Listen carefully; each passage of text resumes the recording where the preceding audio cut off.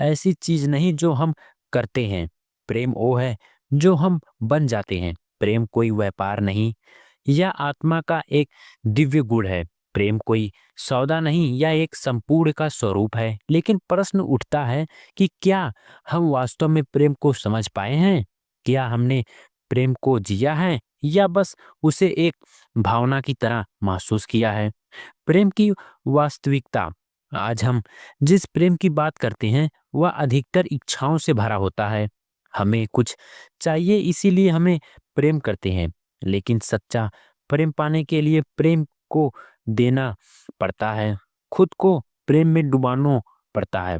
सच्चा प्रेम हमें बदल देता है, हमें विकसित कर देता है, हमें सीमाओं से मुक्त कर देता है।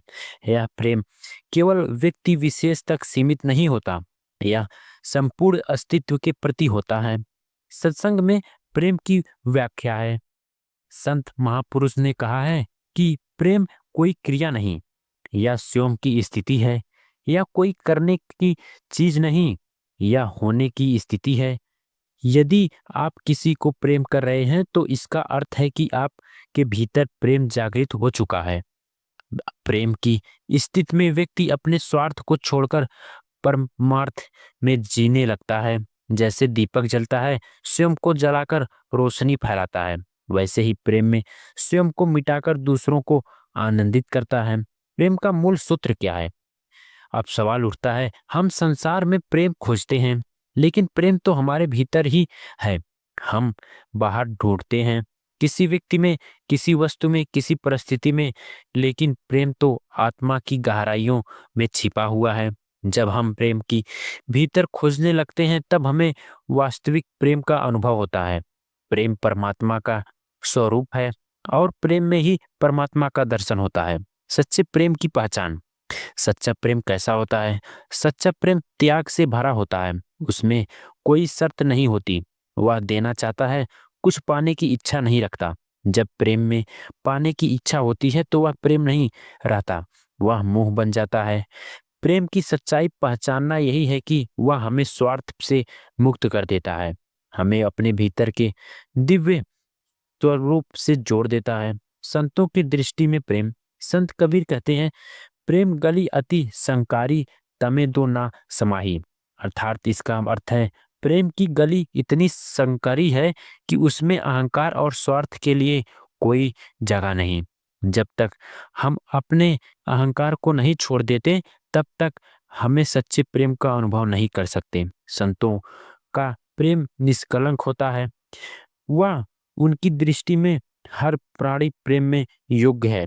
वे प्रेम को केवल संबंधों में नहीं देखते, बल्कि संपूर्ण सृष्टि में प्रेम का विस्तार करते हैं। सच्चे प्रेम का प्रभाव। जब व्यक्ति प्रेम में जीता है तो उसका प्रेम जीवन बदल जाता है।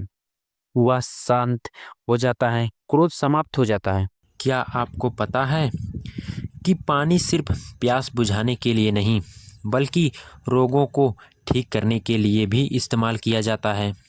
आयुर्वेद और प्राकृतिक चिकित्सा में पानी से इलाज की परंपरा सदियों से चली आ रही है। सुबह खाली पेट गुनगुना पानी पीने से शरीर के विष पदार्थ बाहर निकलते हैं और पाचन तंत्र मजबूत होता है। भारत में जल नीति नामक प्रक्रिया से नाक की सफाई कर बीमारियों को दूर किया जाता है। जापान में वाटर थेरेपी लोकप्रिय हैं, जिनमें लोगों सुबह उठकर 4 से 5 गिलास पानी पीते हैं। अगर इससे कई स्वस्थ लाभ प्राप्त होता है। पानी और ध्वनि तरंगों का प्रभाव। क्या आप जानते हैं कि पानी ध्वनि तरंगों से भी प्रभावित होता है? यह वैज्ञानिक रूप से सिद्ध हो चुका है कि संगीत या मंत्रों का कंपन पानी के अणुओं की संरचना बदल सकता है। कई प्राचीन संस्कृतियों में जल को शुद्ध करने के लिए मंत्रों का उच्चारण किया जाता था। भारत में गंगा जल का पवित्र माना जाता है क्योंकि इसमें विशेष ध्वनि तरंगे और ऊर्जा का प्रभाव होता है। पानी और चंद्रमा का संबंध। पानी और चंद्रमा का गहरा संबंध है। समुद्र में ज्वार भाटा चंद्रमा के गुरुत्वाकर्षण बल से प्रभावित होता है।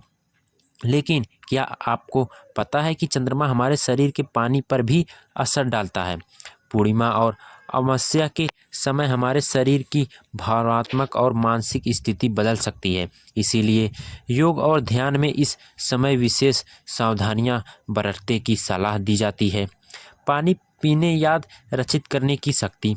वैज्ञानिकों को मानना है कि पानी सिर्फ एक तरह नहीं बल्कि एक मेमोरी स्टोरेज सिस्टम की तरह काम कर सकता है। रूप और फ्रांस के वैज्ञानिकों ने यह पाया है कि पानी अपने संपर्क में आने वाली चीज़ों की जानकारी संरक्षित कर सकता है। इसीलिए यह कहा जाता है कि जब भी पानी पिए उसे सकारात्मक ऊर्जा और शुभकामनाओं से भरे दें।